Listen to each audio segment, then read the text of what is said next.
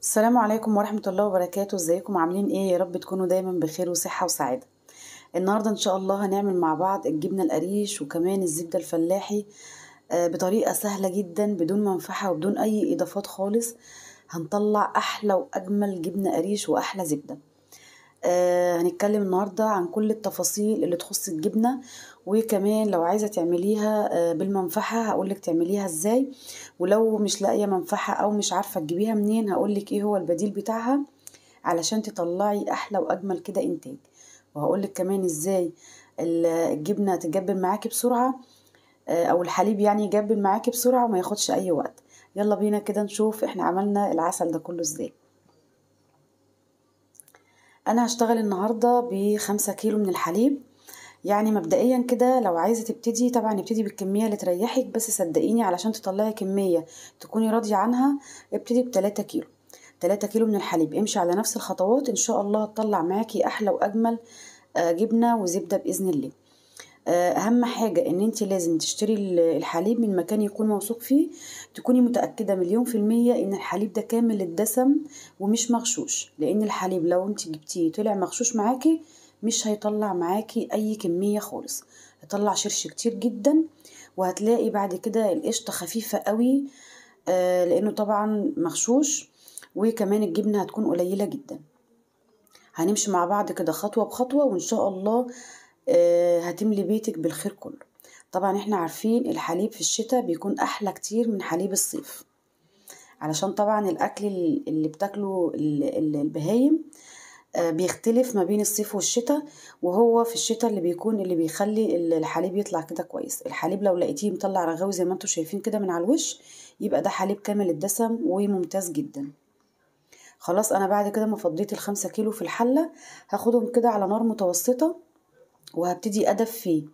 مجرد ان انا ادفيه بس، اوعي تخلي اللبن يسخن معاكي، هتلاقي بعد كده برضو طلع شرش كتير، وكمان الجبنة معاكي هتكون عاملة زي الكاوتش، هتأستك كده معاكي وهتكون مش حلوة خالص.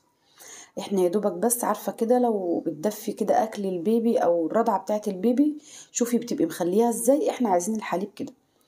انا بقلبه بس علشان اوزع درجة الحرارة فيه.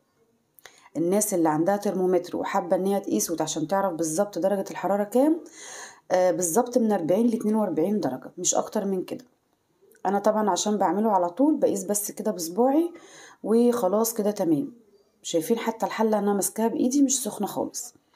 بعد ما دفيته كده كويس هبتدي بقى اغطيه وادفيه، احطه في مكان يعني ايدي ما تجيش جنبه خالص، مفضلش كل شوية اهز في الحلة. هجيب كده دفاية اهي من بتاعة السرير، طبعا كلنا عندنا الدفايات دي او بطانية صغيرة، اي حاجة موجودة عندك تقدري تدفي بيها الحلة.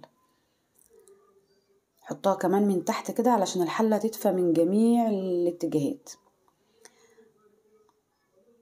غطيها كويس جدا. طبعا انا بعد كده يعني انا ما بسيبهاش على الرخامة لان هي بتقعد يعني يومين، بحطها كده في مكان تاني. انا بس حبيت اوريكم ان هي لازم ندفيها كويس. بعد كده هي دلوقتي خدت معايا يومين كده بالظبط، طبعا على حسب التدفية، ممكن كمان في الشتاء الجامدة تقعد 3 ايام. هقولك لو عايزاها تكون سريعة وتتعمل معاكي بسرعة هقولك تعملي ايه، بس دلوقتي خلينا كده في التفاصيل. بصوا هي جبنت معايا بس زي ما انتوا شايفين سايحة ازاي والقشطة سايحة. خدتها بقى حطيتها في التلاجة من 5 ل6 ساعات علشان اقدر اطلع منها القشطة كده. لما تحطيها في التلاجة هتقدري تفصلي القشطة من الجبنة، هتلاقيه القشطة كده عاملة طبقة كده من فوق، هتشيليها كده بكل سهولة زي ما انتوا شايفين. بسم الله ما شاء الله ال5 كيلو طلعوا معايا كمية قشطة كويسة جدا. ده معناه طبعا ان الحليب كامل الدسم ومش مغشوش وجميل. بعد ما بفصل كده القشطة باخدها بحطها في طبق لوحده، بحطها كده في الفريزر حوالي يعني من 10 دقايق كده لربع ساعة علشان بس تسقع معايا، ولما اجي اعملها زبدة ما تاخدش معايا اي وقت وما تتعبنيش، لازم تكون ساقعة.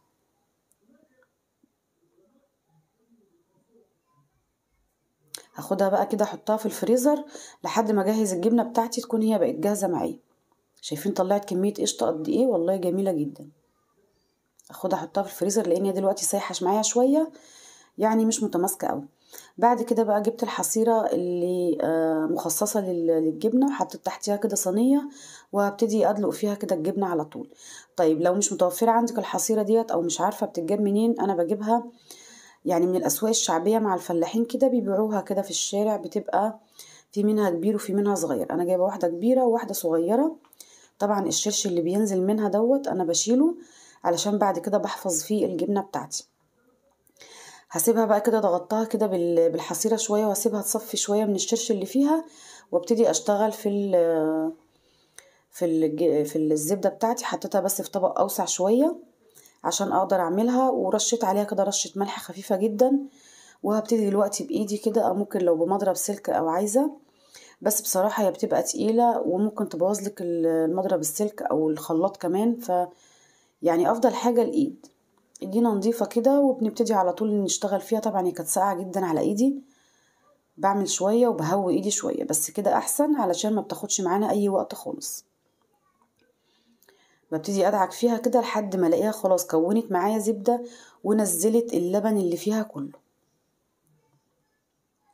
اول ما تلاقيها كده خلاص، انتي بس يعني مفيش 5 دقايق، اقل من 5 دقايق، وهتلاقيها ابتدت على طول تنزل اللبن اللي فيها. طبعا اللي بينزل منها ده اوعي ترميه، اوعي، ده كنز في بيتك، والله العظيم كنز. تعملي بيه اي معجنات، بيخلي المعجنات يعني حاجة كده من الاخر، والله العظيم. انا بصراحة بحتفظ بيها في الفريزر، ولما باجي اعمل القرص الفلاحي بشتغل بيها على طول. بتخلي القرص يعني اكنك حتى لو مزودة بعد كده مية، اكنك بالظبط عاملاها بالسمنة البلدي. طبعا بيبقى فيها برضو فتافيت كده من الزبدة، بخليها برضو ما بشيلهاش، بتخلي العجينة طرية وريحتها جميلة جدا. بصوا هي كده خلاص ابتدت ايه، بعد كده في الاخر هتلاقيها خرزت معاكي اهي، زي ما انتوا شايفينها كده بتخرز كده شوية، بتتفتفت يعني شوية. وبعد كده بتبتدي بقى تسرد او تنزل اللبن اللي فيها. بصوا اهي ابتدت تنزل اللبن، بوريهولكوا. هدعك فيها شوية كمان لحد ما خلاص تنزل كل كمية اللبن اللي فيها.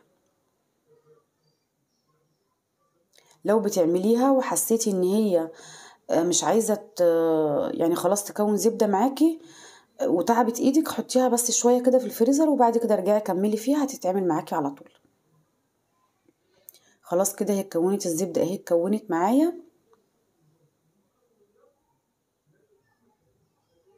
هبتدي بقى بعد كده، بصوا اللبن اللي نزل دوت ده اللي بقولكوا عليه، اوعوا ترموه. بعد كده هبتدي اخدها بقى اكورها، وكمان اشطفها، يعني شوية مية كمان نضاف كده ساقعين، واشطفها فيهم. انتوا هتشوفوا معايا دلوقتي. طيب لو احنا عايزين الحليب يتجبن معانا بسرعة، ومش عايزين يقعد يومين ولا 3 ولا الكمية ولا الوقت ده كله، عايزين نعملها بالمنفحة. تعمليها بالمنفحة. هتسخني برضو الحليب على البوتاجاز، بس تكون على درجة حرارة اعلى شوية، يعني هتخليه يسخن شوية، يعني تحطي صباعك كده فيها، يا دوبك صباعك كده يستحملها حوالي 5 ثواني او 10 ثواني. وتبتدي تحطي المنفحة. المنفحة بتتباع فين؟ بتتباع في المصانع بتاعة الجبن، يعني مش هتلاقيها غير في المصنع بتاع الجبن. هتروحي تقولي لهم انا عايزة منفحة، وهو اللي هيقولك تحطي قد ايه على الكيلو. يعني ممكن هو يقولك على كيلو الحليب تحطي معلقة او معلقتين او حتى معلقة صغيرة، لان كل منفحة تركيزها بيختلف عن غيره. انا بصراحة ما بجيبهاش غير من عند المصنع بتاع الجبن. طيب بس خلي بالك ان لو عملتيها بالمنفحة هتبقى جبنة بخيرها، مش هتطلع لك قشطة نهائي. لكن لو عايزة تعمليها بقى برضو تكون سريعة بس من غير منفحة، وعايزة يعني عايزة تكون سريعة وفي نفس الوقت تطلعي برضو منها قشطة وتطلعي منها زبدة، يبقى الزبادي يا جماعة بديل للمنفحة. هتجيبي علبة زبادي بلدي وتحطيها، هتسخني، هتدفي برضو الحليب على النار، برضو تدفية بسيطة، يعني 40 درجة حرارة، 40 أو 42.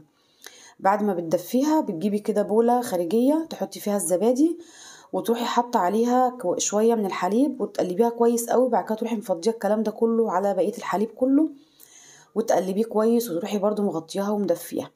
اهم حاجة ان انت تدفي الحليب كويس جدا علشان يجبن معاكي بسرعة، وكمان عشان يطلع معاكي كمية كويسة. خلاص كده انا خلصت الزبدة بتاعتي، وكمان شطفتها كويس، وصفتها كمان، ضغطت عليها كده كويس، صفتها من الحليب او المية اللي كانت فيها. دول كده اللي طلعوا معايا من ال5 كيلو. بقول لكم ان الحتة يعني تقيلة، هما ما يكملوش كيلو لكن زيادة عن النص. انا طبعا دول عشان الحاجات دي عشان بعملها لبيتي فما بوزنهاش، باخدها بس كده بالنظر. دي واحدة كنت انا مطلعها قبل كده من 3 كيلو، كنت مخليها لما اعمل تاني علشان خاطر اسيحهم كلهم مع بعض.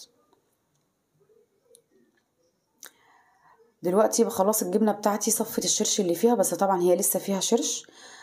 فضيت انا الشرش اللي كان تحتيها دوت وشيلته، وهبتدي دلوقتي ارش عليها الملح من الناحيتين، يعني كام ناحية كده. وبعد كده باخدها بالحصيرة كده بعلقها، تعلقيها بقى في اي مكان فوق الحوض عندك، او في الأكرة بتاعة الشباك او أكرة البلكونة، في اي مكان. اهم حاجة تكوني حاطة يكون مكان نضيف ويعني متهوي ونضيف، ما يجيش عليه اي طير.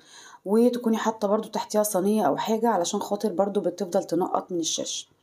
طيب انا مش هقولك هتقعد قد ايه، لاني انا بصراحة بالنسبة لي قعدت 3 ساعات ونص وكانت جاهزة معايا. بس انتي تبصي عليها كل شوية من تحت كده، تحطي ايدك من تحت، لو لقيتيها خلاص بطلت تنقط مفيش شرش نازل منها يبقى هي كده خلاص جاهزة معاكي. ممكن تقعد معاكي زي ما قعدت معايا كده، ممكن 4 ساعات 5 ساعات، ممكن تقعد من بالليل للصبح، ممكن تقعد 12 ساعة على حسب التهوية عندك. طول ما تلاقيها بتنقط من تحت يبقى سيبيها، ما تجيش جنبها خالص. بصوا جميلة ازاي، جميلة جدا جدا والله، ريحتها وطعمها في منتهى الجمال. بصوا زي الزبدة، طرية جدا وجميلة جدا جدا. انا قطعتها اهي، قطعها بالحجم اللي يريحك. طبعا لو ما عندكيش الحصيرة دي او مش عارفة تجيبيها منين او مش متوفرة عندك، يبقى هتجيبي شاشة بيضة كده نظيفة، تحطيها في مصفى وتحطي فيها الجبنة وتسيبيها لما تصفي الشرش بتاعها خالص. وبعد كده بترشي عليها الملح وتقلبيها كويس، وبعد كده تروحي مغطياها تاني بالشاشة، وتضغطي عليها بحاجة كده تقيلة من فوق. يعني بقى بس دي بقى بتسيبيها كده حوالي مثلا 6 ساعات او 7 ساعات لحد ما بتمسك كده معاكي، وبعد كده بتقطعيها عادي، بتبقى نفس الطعم، اللي بيختلف بس الشكل، لكن هو نفس الطعم ونفس الجودة بالظبط. اهي بقول لكم ان ديت القديمة اللي انا كنت عاملاها قبل كده، كنت حطاها في الفريزر، والاتنين دول اللي انا عملتهم اللي انا طلعتهم النهاردة من ال5 كيلو حليب. زي ما قلتلك اهم حاجة لازم تجيبي الحليب يكون جودته كويسة عشان يطلع معاكي انتاج كويس. طبعا انا ما وزنتش زي ما قلتلكم لان دي حاجة لبيتي هنا في البيت، فما بوزنش. بس بالتقريب كده الجبنة يعني حوالي 2 كيلو الا ربع، او كيلو ونص، كيلو 600، هما تقريبا في الحدود ديت، لكن مش اقل من كده. والزبدة برضو زي ما قلتلكم باخدهم بقى كده كلهم على بعضيهم، بسيحهم وبينفعوا بصراحة في البيت. الكيلو من الزبدة الفلاحي دي ب200 جنيه، يعني انت لو حسبتيها هتلاقي نفسك طلعتي حق اللبن من الزبدة بس، غير طبعا الجبنة. طبعا الجبنة ديت الشرش اللي بيطلع منها، انا لما بكون عاملة كمية بحفظها فيها في التلاجة، بحط الجبنة في اكياس وبحط الملح على الشرش وبحط فيها الجبنة وبحفظها في التلاجة، تفضل معايا مدة طويلة. لكن انا المرة دي مش هحطها في الشرش علشان انا هعمل الجبنة دي هعملها جبنة قديمة، وسبتها زي ما هي كده، وبعد كده غلفتها بقى بالملح والشطة وركنتها علشان هعملها بعد كده جبنة قديمة. الطريقة سهلة جدا جدا جدا، ويا رب اكون افدتكم بالفيديو النهاردة، ويا رب تكون الطريقة عجبتكم. ولو في اي سؤال او اي استفسار ابعتولي وانا هرد عليكم على طول. واتمنى ما تنسوش تحطولي اللايك الجميل بتاعكم، واشوفكم على خير في فيديو جديد ان شاء الله، والسلام عليكم ورحمة الله وبركاته.